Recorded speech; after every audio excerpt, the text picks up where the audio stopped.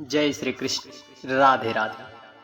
आप सभी को इस भाद्रपद मास के कृष्ण पक्ष की अजा एकादशी की ढेर सारी शुभकामनाएं।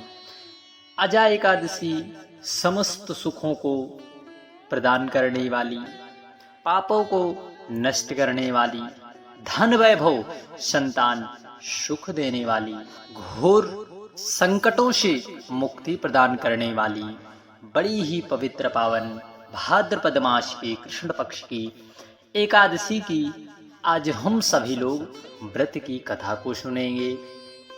देखिए, इस एकादशी कहीं कहीं इसे अजा एकादशी के नाम से जानते हैं इसे, और कहीं पर इसे लोग अजा ग्यारस के नाम से भी भक्तजन जानते हैं।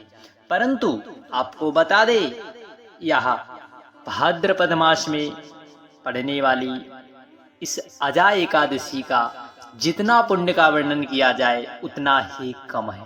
आज हम सभी भक्तजन आज यही कथा सुनेंगे। वह कथा हम पद्म पुराण के अनुसार, पद्म पुराण देख सकते हैं आप। इस चैनल पर आपको विशेष रूप से बार बार बताने का प्रयास किया जाता है कि आपको जो चीजें दिखाई जाती हैं जो है पद्म पुराण के अनुसार आप देख सकते हैं। पद्म पुराण कहीं ऐसी वैसी जानकारी नहीं। आगे हम तुलसी स्रोत का वर्णन भी सुनेंगे, परंतु ध्यान रखना कथा संपूर्ण अवश्य सुने, क्योंकि शास्त्रों और पुराणों में संपूर्ण कथा सुनने का ही लाभ है। हर एक एकादशी का अपना अपना अलग अलग महत्व है, और इस एकादशी के पुण्य के प्रभाव से आपने राजा हरिश्चंद्र की कथा को अवश्य श्रवण किया होगा। तो आज हम पुनः एक बार फिर से इस कथा को श्रवण करने वाले हैं। सभी भक्तजन भगवान श्री कृष्ण की छवि मन मस्तिष्क में बसाकर आज की कथा को प्रारंभ करें। कि एकादशी का विशेष नियम यह है कि रात्रि के जागरण का और भगवान नाम संकीर्तन, भगवान के यश का गान करना ही एकादशी का जो है पुण्य आपको जरूर प्राप्त होगा। यही एकादशी की विशेषता है, यही व्रत है। भगवान नाम संकीर्तन करना, भगवान के नामों का यश गान करना, यही मूल रूप से व्रत है। और विशेष रूप से एकादशी का व्रत तो रात्रि के जागरण से ही संपूर्ण होता है, और संपूर्ण फल की प्राप्ति रात्रि के जागरण से हमें जरूर प्राप्त होती है। एक धर्मराज युधिष्ठिर ने पूछा, जनार्दन, हे पुंडरीकाक्ष, आज मैं यह सुनना चाहता हूं कि भाद्रपद मास के कृष्ण पक्ष की कौन सी एकादशी है, कृपया हमें यह बताइए। तब भगवान श्री कृष्ण बोले, राजन, एक चित होकर प्रसन्न चित भाव से सुनो। भाद्रपद मास के कृष्ण पक्ष की एकादशी का नाम अजा एकादशी, वह सब पापों का नाश करने वाली बताई गई है। जो भगवान ऋषिकेश का पूजन करके इसका व्रत करता है उसके सारे पाप नष्ट हो जाते हैं। पूर्व काल में राजा हरिश्चंद्र की एक कथा हम आज आपको सुनाते हैं। राजा हरिश्चंद्र का नाम एक चक्रवर्ती राजा के रूप में समस्त भूमंडल जानता है, यहाँ तक कि देवता भी जानते हैं।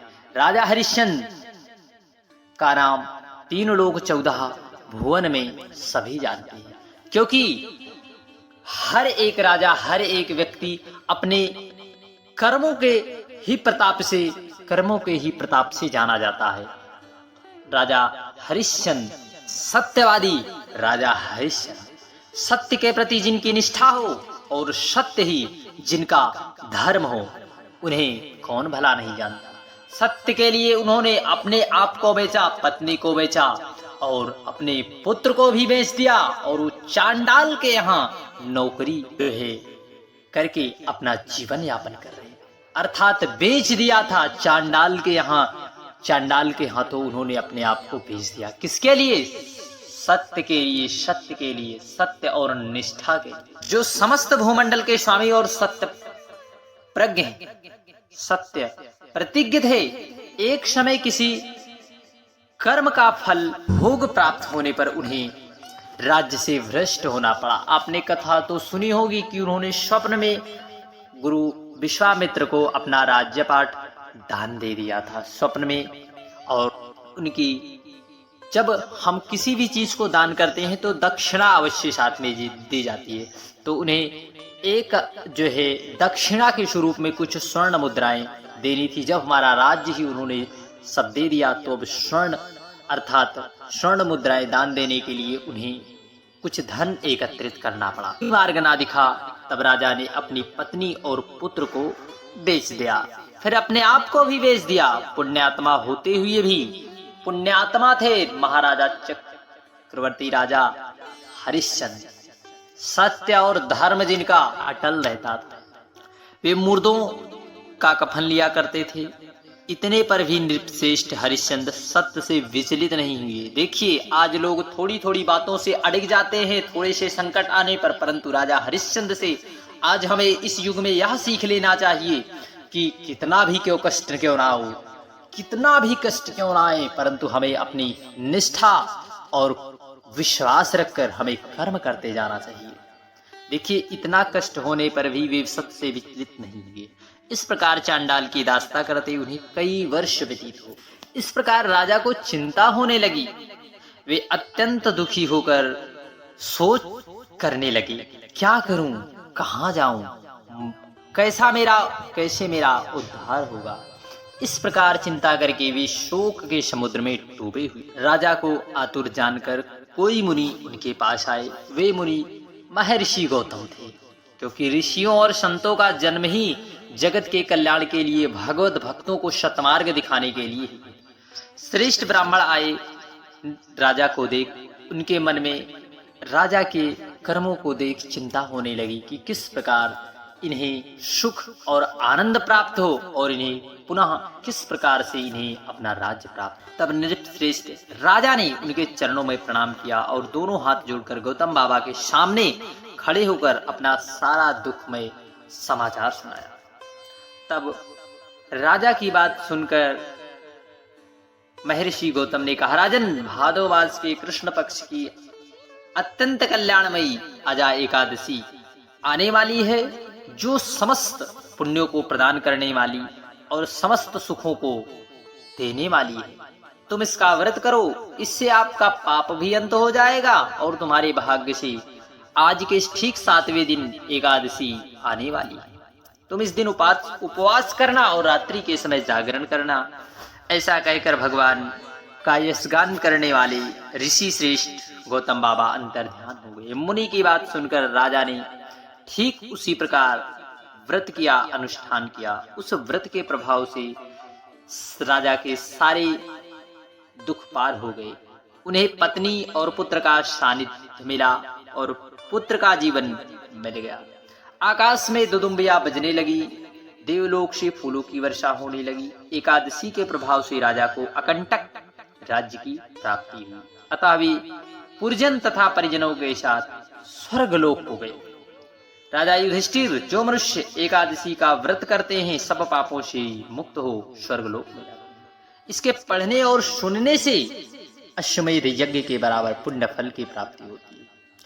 हरे कृष्ण, राधे कृष्ण, जय श्री कृष्ण। बोलिए भगवान ऋषिकेश भगवान की जय। बोलिए राधारमण बिहारी लाल की जय। जय जय श्री राधे। अब हम आगे की कथा को श्रवण करेंगे। तुलसी स्रोत का वर्णन के मुख से तुलसी पत्र और पुष्प का शुभ महात्म्य सुना है, जो भगवान श्री हरि नारायण को बड़ा ही प्रिय है। अब हम लोग तुलसी जी के पुण्यमय स्रोत का श्रवण करना चाहते हैं।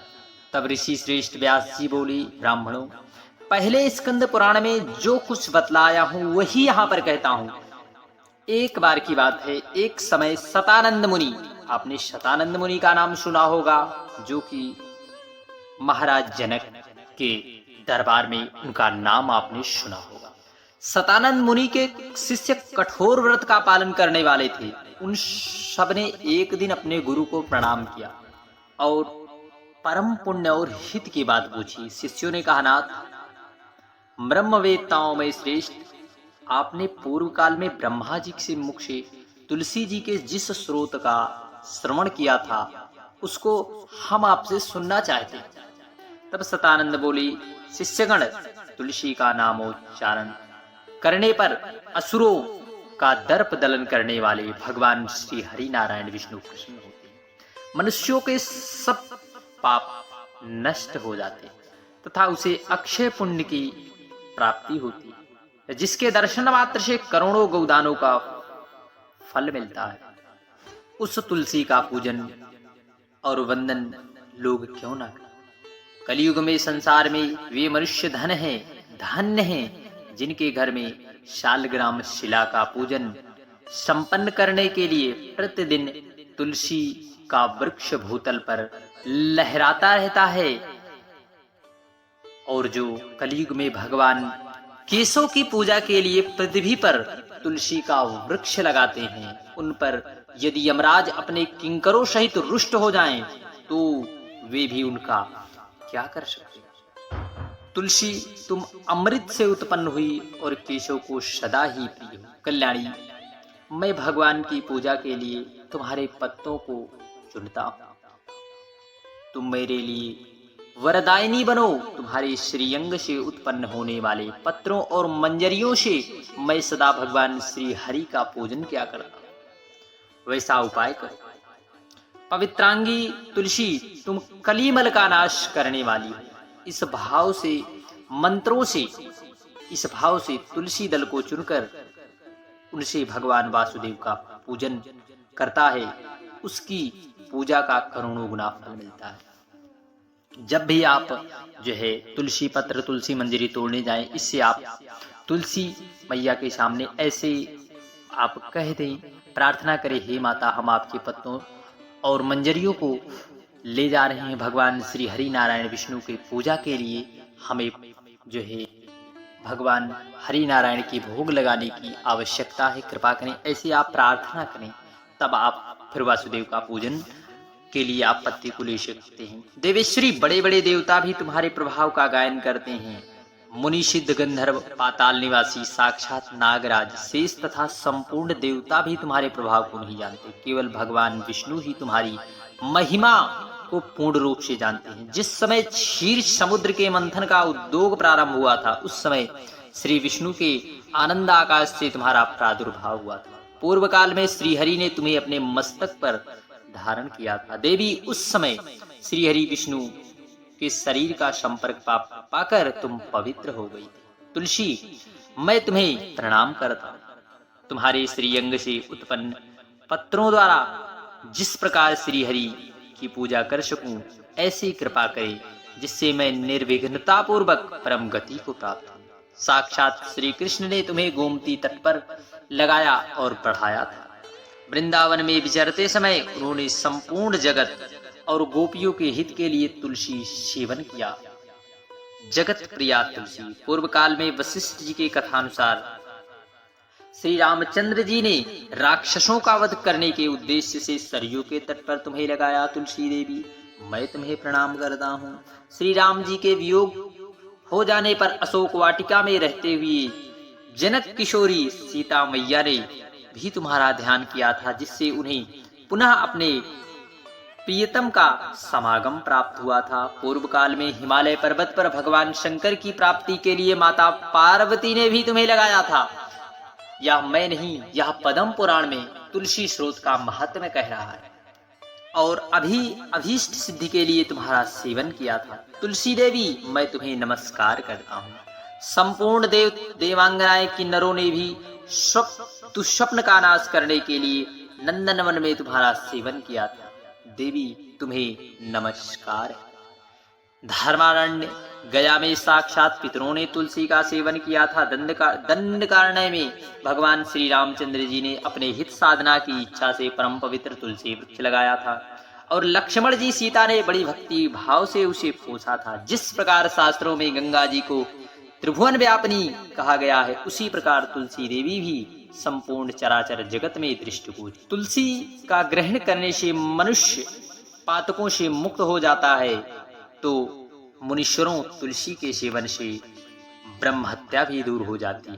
तुलसी के पत्ते से टपकता हुआ जल जो अपने सिर पर धारण करता है उसे गंगा जी स्नान और 10 गोदान का फल प्राप्त होता है। देवी मुझ पर प्रसन्न हो, देव देवेश्वरी हरि प्रिय मुझ पर प्रसन्न हो। क्षीर सागर के मंथन से प्रकट हुई तुलसी देवी, मैं तुम्हें प्रणाम करता हूँ। भगवान, जो व्यक्ति द्वादशी की रात्रि में जागरण करके तुलसी जी के स्रोत का पाठ करता है, भगवान विष्णु उसके 32 अपराध क्षमा करते हैं। बाल्याकाल, बाल्यावस्था, कुमारावस्था, जवानी, बुढ़ापे में जितने पाप किए हैं वे सब तुलसी स्रोत के पाठ से नष्ट हो जाते हैं। तुलसी के स्रोत से संतुष्ट होकर भगवान सुख और अभ्युदय प्रदान करते हैं। जिस घर में तुलसी का स्रोत लिखा हुआ विद्यमान रहता है उसका कभी अशुभ नहीं, उसका सब कुछ मंगलमय होता है, किंचित भी अमंगल नहीं होता, उसके लिए सदा सुकाल रहता है। वह घर प्रचुर धन धान्य से भरा हुआ रहता है। तुलसी स्रोत का पाठ करने वाले मनुष्य के हृदय में भगवान श्री हरि नारायण विष्णु की प्रति अविचल भक्ति होती है तथा उनका वैष्णव से कभी वियोग नहीं होता। इतना ही नहीं, उनकी बुद्धि कभी अधर्म में नहीं प्रवृत्त होती। जो द्वादशी की रात्रि में जागरण कर भगवान तुलसी का सेवन करते हैं, पाठ करते हैं तुलसी स्रोत का, उसे करोड़ों तीर्थों के फल के बराबर पुण्य मिलता है। हरे कृष्ण। बोलिए तुलसी मैया की जय।